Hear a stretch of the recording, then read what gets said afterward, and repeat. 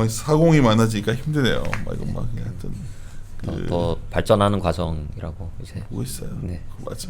전매수 연구에 나중에 발전 많이 시켰죠. 뭐 이리 때 하여튼 뭐 이거는 좀 하여튼 저희가 좀 다시 저희 커뮤니케이션 팀 사람들한테 좀 취합해서 뭐 해보라고 했으니까 막 이렇게 막 저희한테 막 뭐까지 뭐 댓글까지는 괜찮은데 뭐 또 뭐까지 보내가지고 막 메신저로 막 그렇게 뭐 이게 뭐 1위가 나쁜 이미지인지 저희도 알고 있으니까 그런 게 아니라 1위 온의 1위 그냥 그거 한 겁니다. 하여튼 굉장히 그 온라인 세계라는 게 참 이렇게 피곤한 부분도 있는 것 같아요. 하여튼 그건 그렇고 물어봐서 시작 전 인사 어떻게 하냐고 물어봐서 예. 이대로 가고 일단 합시다. 또 하나는 하여튼 얼마 있으면 저희가 동영상 올라올 것 같은데 제가 하여튼 저번에 우리 동네 서점에서 강연을 했었는데 그날 강연 내용 중에 그런 말 많이 했었거든요. 시장에서 다른 건 모르겠는데 하여튼 반도체 좀 줄여가지고 한 4월 말까지 최소한 4월 말까지는 실적 나올 때까지 반도체 줄여서 많이 샀으면 했던 게 건설주 정책 모멘텀 있으니까 건설주들 은행주 뭐 증권주 뭐 이런 것들이 대형주에서는 있다 했는데 반응이 시큰둥하더라고. 왜냐하면 사람들이 이런 거는 되게 성장도 없고 후져 보이니까. 근데 오늘 아침에 제가 모 기관 컨커를 했는데 질문했을 때 질문 없어요. 다 질문도 없고 그런데 뭐 거의 다 내가 마지막에 했던 게 또 마지막으로 꼭 드리고 싶은 이겁니다. 오늘 하이닉스 실적 나오는데 하여튼 좀 잘 지켜보셔야 됩니다 했는데 하이닉스 실적이 나왔더라고. 그래서 아까 반도체 삼재랑 모여서 얘기하는데 제조 베이스들이 다 2분기 쇼티지 얘기하는데 한익이 약간 2분기에 대해서 묘한 말을 해가지고 지금 아마 다들 오늘 시장에서 관심을 가질 거예요. 그래서 잘 극복되면 좋은데 아니면은 여전히 시장은 좀 싼 거 찾고 확실히 이익 좋아지는 거 찾다 보니까 은행주가 나와요. 왜냐면 염동차 연구원이랑 퀀트 쪽 돌려보면 올해 내년까지 봤을 때 이익 개선하면 항상 은행주 기여도가 높거든. 전매수 연구는 어떻게 생각해요? 네, 그러니까 그 저평가 구간에 여전히 있다라고 생각을 하고요. 그다음에 그 이제 실적 시즌이라서 실적 발표들을 하는데 그러니까 주가는 보면은 아직까지 뭐 일부 은행들은 여전히 코로나 뭐 직전 수준하고 거의 차이가 없는 수준이거든요. 그러니까 시장의 성과 대비로는 여전히 이제 은행주가 이제 조금 이제 미진한 부분이 있는 거고, 근데 반면 발표하는 실적들은 거의 이제 모든 은행들이 다 이제 분기 최대 실적을 기록을 하고 있습니다. 그래서 뭐 이제 올해 이제 바뀐 외부적인 환경이 저는 이제 은행주에 계속 긍정적으로 작용을 하고 있고, 시기적으로 봤을 때 이제 상반기까지는 이제 상대적으로 편안하게 이제 은행주를 접근할 수 있는 가격 측면에서도 그렇고 이제 그 실적과 이제 수익성의 흐름 측면에서도 그렇다 이렇게 생각을 하고 있고요. 1분기 실적들을 이제 거의 대부분 발표를 다 했는데 보면은 그 이익 규모는 2분기는 1분기 대비 조금 줄어들 가능성은 있을 것 같아요. 이게 1분기가 워낙 비용이 좀 덜 들어가는 시기라서 2분기에는 뭐 판관비나 아니면 이제 대손 비용 같은 게 좀 올라올 수는 있는데 그 지금 이제 은행주의 반등을 이끌고 있는 긍정적인 사실 모멘텀은 2분기에도 유효하다라고 저는 생각을 하고 있어서 1분기 실적 시즌이 끝나면 은행주 주가가 조금 쉴 수는 있겠지만 저는 뭐 여기서 비중을 줄이기보다는 오히려 조금 이제 2분기를 기다리면서 이제 또 추가적인 이 긍정적인 시그널들을 좀 더 확인하는 시기까지 좀 더 가져가야 되지 않나라는 생각을 기본적으로 하고 있습니다. 사실 우리가 그제 내가 졸면서 녹음한 게 있었는데 그 최진현 연구원이랑 염동찬 연구원이랑 막 제가 방송 이제 졸업해 썸네일 딸 것도 없었다 그랬는데 염동찬 연구원이랑 이제 얘기하다가 했던 게 공매도가 재개되고 나면 한 2~3개월 뒤가 되면 아마 미국계 자금들이 많이 팔았었으니까 돌아오는데 대형주를 할 거라는 거지. 그때 이제 우리는 이제 삼성전자로 돌아올 거냐 뭐 이런 고민하는데 과거에도 외국인들 돌아오면 제일 많이 사는 게 은행주 아니었나요? 외국인들의 뭐 이제 지분 비중도 높고 그리고 또 글로벌 이제 은행주들이 사실 거의 동행성을 가지고 움직이기 때문에 작년부터 이렇게 길게 봤을 때는 여전히 이제 뭐 미국이나 이런 은행주 대비해서 국내 은행주의 상승폭이 좀 이제 저조한 상황이거든요. 그리고 뭐 이제 뭐 국내 은행들만의 특별한 이제 이슈들이 있긴 했지만 정책 이슈가 네. 있죠. 근데 그러한 부분도 저는 이제 2020년 대비 21년은 조금 이제 완화되는 이제 상황으로 가고 있다라고 판단을 하고 또 이제 뭐 공통적으로 이제 금리가 상승하고 그다음에 경기가 회복하고 그다음에 이런 부분들은 사실 국내 은행에도 이제 적용을 받는 부분이니까 후행적으로 그런 이제 외국인 수급을 좀 기대할 수도 있다라고 생각을 하고 있습니다. 아쉬운 게 저번에 이제 우리 김세현 연구원이 남편이 미국에서 돌아오는 물에 자가격리 들어갔었잖아요. 동안에 못했었는데 현대건설 실적 나왔을 때 굉장히 잘 나왔거든. 근데 이제 건설주들 뭐 우리가 커버도 IS 동서 뭐 이런 건설주들이 다 좋아요 지금. 근데 이제 저는 이제 전매수 형한테 말하고 싶은 게 건설 쪽들이 약간 나아지면 은행도 좋은 거 아니야? 그러니까 주택 경기에 이제 은행들도 수익성에 영향을 받게 되는 부분이 있고요. 성장성도 그렇고. 그리고 뭐 이 가계 대출의 사실 뭐 한 60, 70%는 다 주택 담보 대출이기 때문에 또 그렇지. 신용 대출도 사실상 저희가 주택을 구매하기 위한 추가적인 수단으로 요새는 많이 활용을 하고 있기 때문에 은행의 그 대출 자산의 그 양과 질을 결정하는 이제 중요한 변수다라고 이제 볼 수 있습니다. 그래요. 이제 자 이런 얘기를 했던 거는 우리가 며칠 전에 은행주 동영상 올렸는데 참 은행주로 관심 없고 좀 쉽게들 얘기하시는 분들 많은 것 같아. 이제 은행 업종은 살아남지만 은행주는 사라질 것이다. 뭐 언제 제 살아있는 동안에는 그런 일 없을 것 같은데 제 생각에는 너무 좀 소위 미래를 너무 확대 해석하시는 분들이 늘다 보니까 은행주를 그냥 마치 되게 올드하고 막 그렇게 취급하지만 은행이 굉장한 가치를 창출하죠. 수익을 우리 입장에서는. 이 규모도 그렇고 네. 또 뭐 밸류에이션 역시 이제 추세적으로 사실 뭐 은행주를 성장주다라고 이제 말하기는 좀 힘든데요.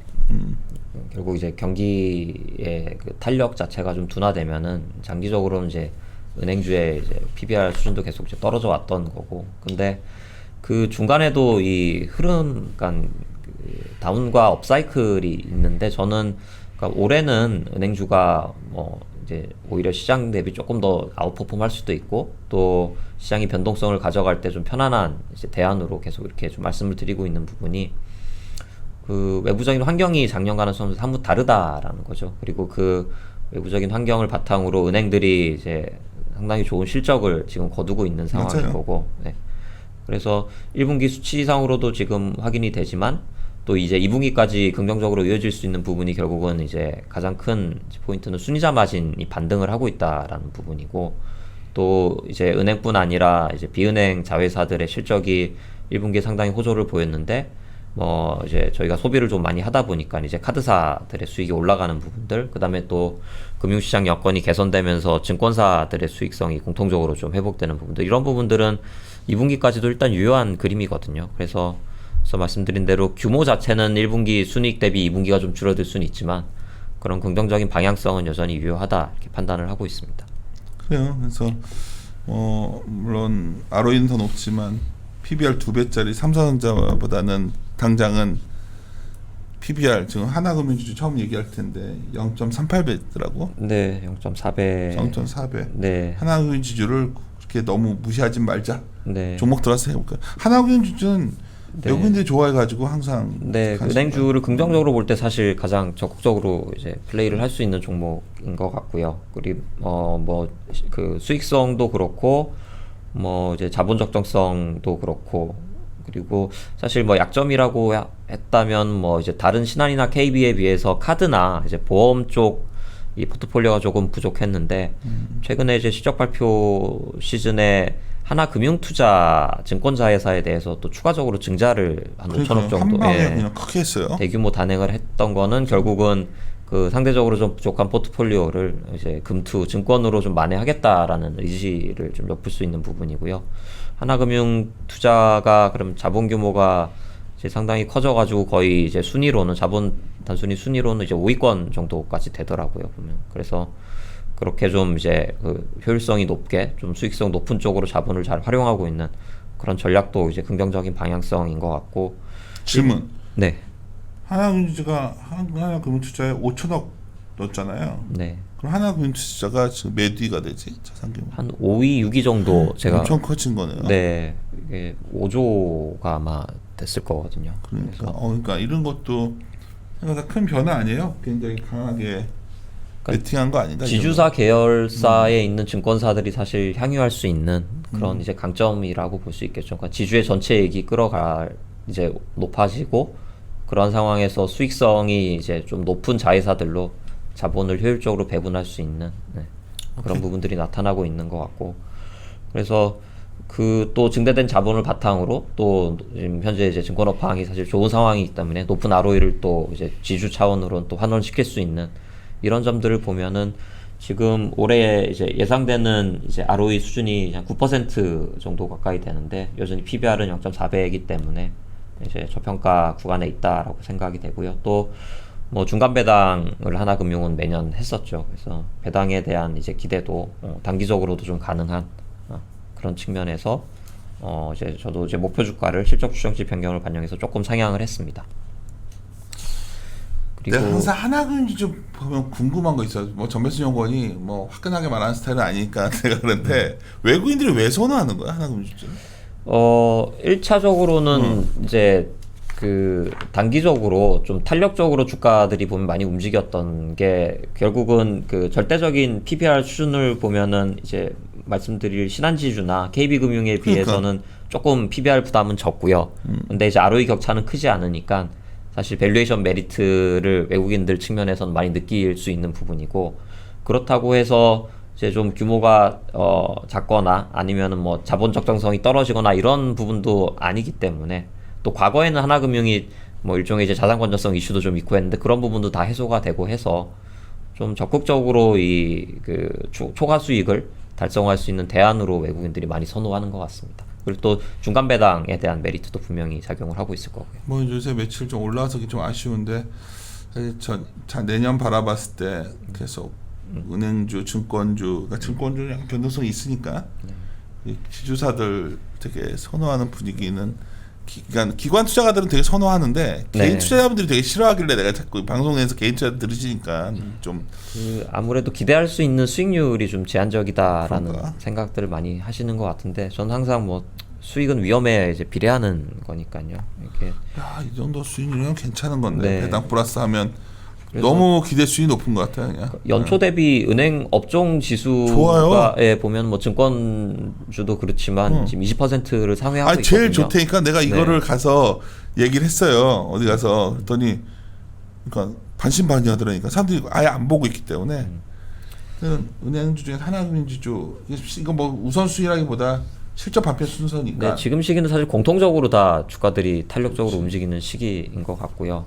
그다음에 신한지주 할까요? 네, 신한도 이제 실적 내용은 사실 거의 대동소이해서 생략해서 이제 말씀을 드리고, 또 지난번에 신한에 가진 고유 신한은 좀 단점이 있지 않아요? 여러 가지 그 좀. 노이즈가 좀 있었죠. 노이즈 그거 여전하지 않아요? 그게 이번 분기를 기점으로 조금 바뀌는 것 같아서요. 그래서 저는 사실 이제 KB와 갭을 좀 계속 좀 많이 벌려 왔었는데, KB 대비해서 좀 할인을 많이 받아왔는데 그 할인의 격차는 저는 지금 더 조금 축소 국면으로 가지 않을까 이렇게 판단을 하고 은행 있습니다. 담당자 생각 아니에요?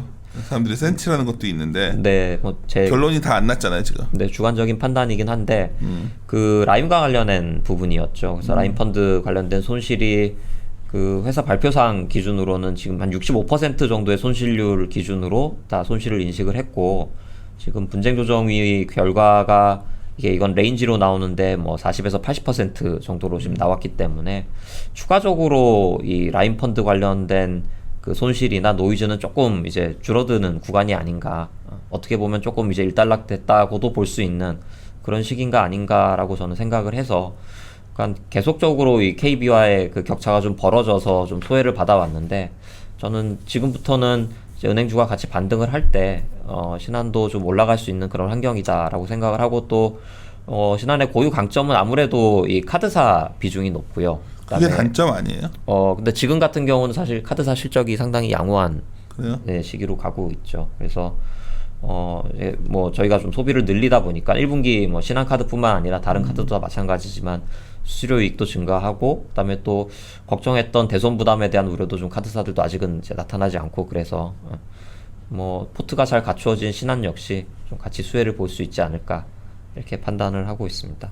그래서 올해 예상되는 이익 규모도 작년에 3.4조를 기록을 했는데 올해는 3.9조, 거의 4조 원에 근접한 이제 높은 이제 그 이익을 달성할 수 있지 않나 이렇게 판단하고 있고요. 그다음에 이제 또 남은 곳들 중에서 어제 기업은행. 발표, 네, 어제 실적 발표를 한 JB금융 조금 말씀을 드릴까요? JB가 제일 옛날 탑픽이었잖아요, 계속. 네, 그래서 주가가 좀 최근에 이제 실적 호조를 바탕으로 탄력적으로 반응을 좀 하고 있는 주가 것 좀 같은데, 올랐어요. 네, JB는. 조금 그래서 올라서, 저는 사실 아까 자꾸 하나금융주 말했던 게 네, JB는 우리가 워낙 좋잖아, 얘네가 실적이. 네, 확장성에 대한 고민도 좀 되지 않아요, 이제? 그런 부분도 있고 사실 주가가 조금 올라서 저 개인적으로도 업사이드는 좀 줄어들었다라고 생각은 하고 있는데요. 근데 이제 단순히 뭐 이거를 동일선상에서 비교는 할 수는 없지만 시중은행들의 그 ROE 수준과 PBR과 지금 JB의 ROE와 PBR을 보면은 여전히 이제 같은 기준으로만 놓고 본다라면 저평가 구간이다라고 저는 생각을 하거든요. 왜냐면은 JB의 ROE가 올해 이제 10%를 상회할 걸로 예상이 되는데 PBR은 아직 0.38배, 0.4배가 안 되거든요. 그래서 ROE 10% 이상을 달성할 수 있는 곳은 작년에도 그랬고 올해도 그랬고 JB가 아마 유일하지 않을까 이렇게 생각을 하고 있어서 그러니까 예상되는 수익성 대비로는 여전히 저평가 구간이다라고 생각을 해서 일단은 이제 최선호 의견은 그대로 유지를 하고요. 다만 그 주가의 상승 여력, 상승 폭은 조금 줄어들긴 했다 이렇게 판단을 하고 있습니다.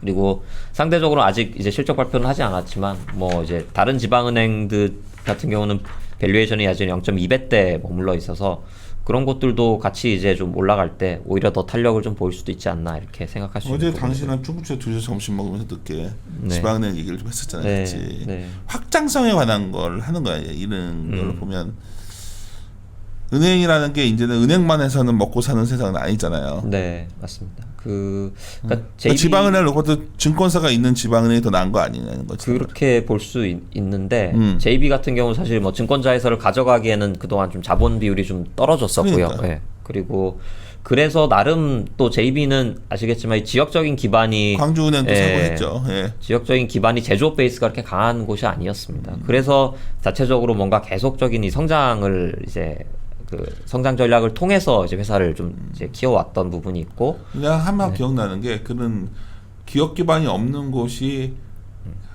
뜨더라도 되게 제주은행 기억.